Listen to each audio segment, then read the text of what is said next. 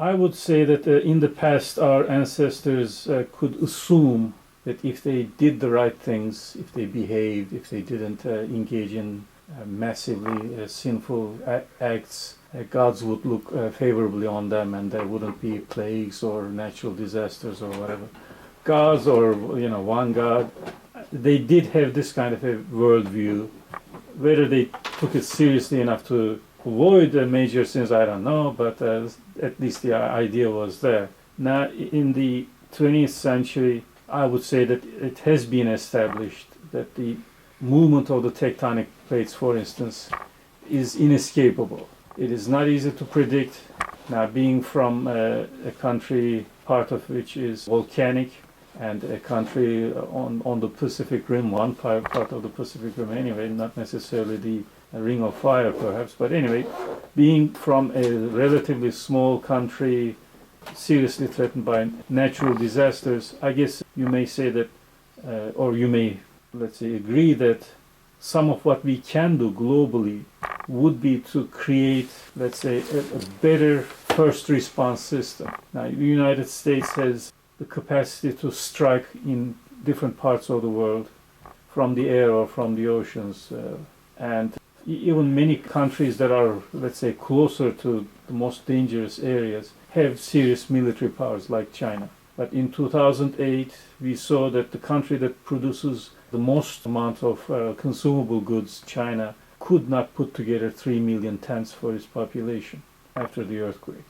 when they were getting ready for Olympics, which, I don't know, is of dubious importance. If a country where supposedly the economy is planned, where earthquakes had been part of the, let's say, national consciousness for millennia, if a country like that can't put together something as basic as tents, I don't know, I guess we can easily conclude that our priorities are not in the right places. And in this country, during Katrina, we saw that the United States failed miserably to address the basic, not even extraordinary needs or something, unpredictable needs, the basic needs of their population while they were engaging in some other kind of war.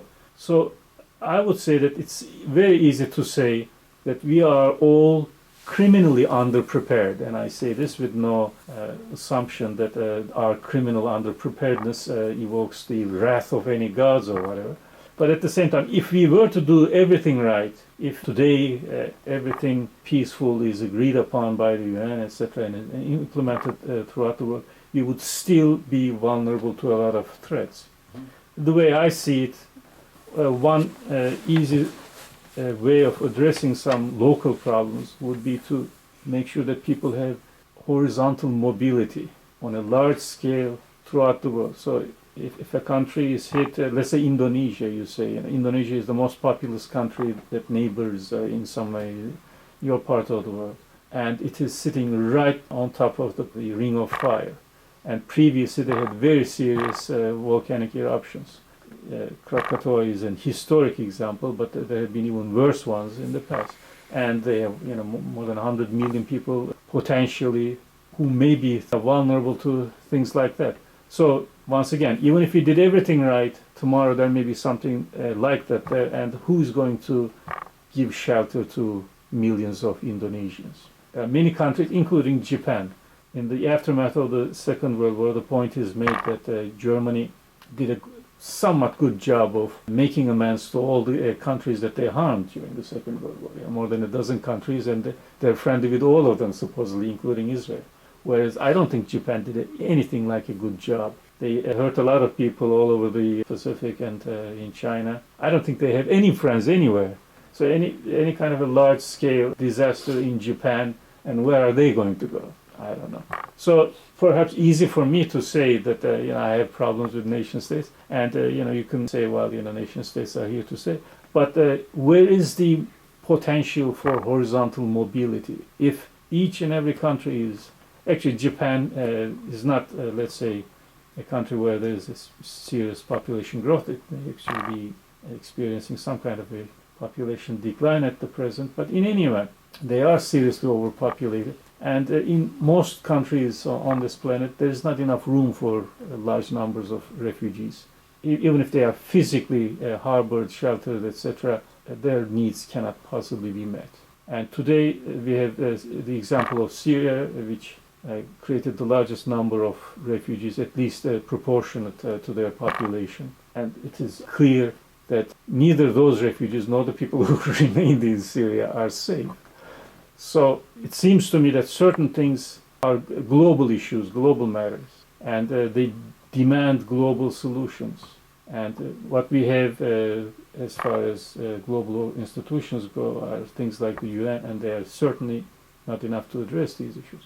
And there are certain other issues that are too small scale for governments to respond to sometimes, because they may not be on the top of their agenda. On both scales, I don't want to give the impression that I favor anything like a world dictatorship or anything. On the contrary, I think there are far more than 200 possible ways of living our lives also. So if the idea is philosophies of life or approaches to economic issues or whatever, we can easily have tens of thousands of different ways of living in this world.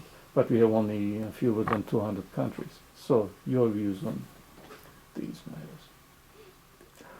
I'm not really engaged in that. But in terms of the preparedness, natural disasters. Well, the one thing I can say is that when you're spending $1.7 trillion a year on military, you're wasting a lot of resources. Now, some of those may be able to be redirected. You know, there are military forces that do search and rescue operations and disaster relief, but that's secondary to what their primary training is and what their equipment. I mean, their primary training and equipment is for fighting, for wars. If you had just a portion of that budget, to spend on disaster management, disaster relief, we would probably be much better off to be able to resolve immediately to those sorts of disasters, and also probably be able to build a cooperative arrangements between countries that might be necessary. We're going to have environmental refugees from climate change already. We've got islands being washed over at high tide in the Marshall Islands, others in the Pacific. Bangladesh, the lower delta, is like disappearing. It's just becoming water now. We're going to have all these environmental refugees, and we're going to have to find some way of moving them around. And that's going to take resources. I mean, the cost of climate change is going to rise incredibly. And if we're continuing to waste all this money on military, where are we going to get these resources to deal with that?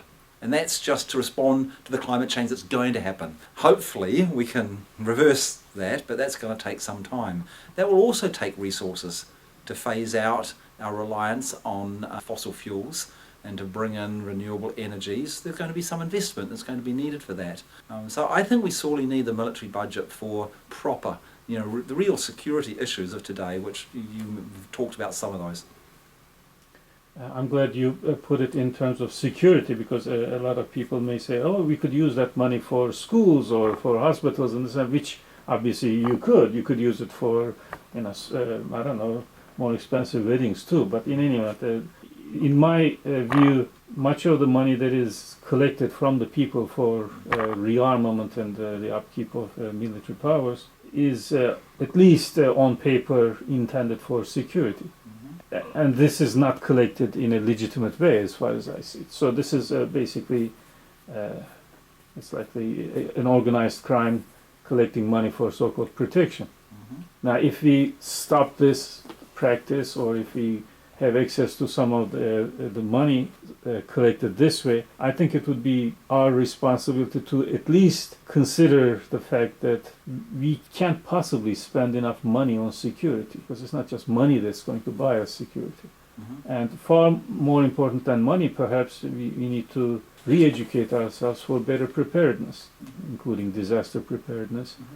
And maybe epidemiology should be on the lips of a lot of people, mm-hmm. fighting with contagious diseases, etc. So I don't necessarily assume that today, let's say, X much money is being spent on weaponry, and if we somehow convince the leaders or coerce them to give us access to some of this money, I don't think it's legitimate for any political body to say, oh, okay, so we're going to spend it in this way. I think there has to be some kind of a negotiation there too, because this is stolen money, mm-hmm. yeah. ill-gotten money, mm-hmm. in my view. Yeah. So a lot of political movements may say, in order to appeal to the common people, They may say, oh yeah, we're going to address your needs, your children's needs, etc. We're going to have a free daycare or whatever, which may make sense, which may actually move a lot of the people to join. But in my view, this is illegitimate. Once again, this is ill-gotten money. And I do want to address the fact that in peacetime, people don't necessarily do the right thing for their environment. They haven't been doing it, so far. They may change tomorrow, but I mean, especially the kind of policies that would promote population growth, in my view, would be counterproductive.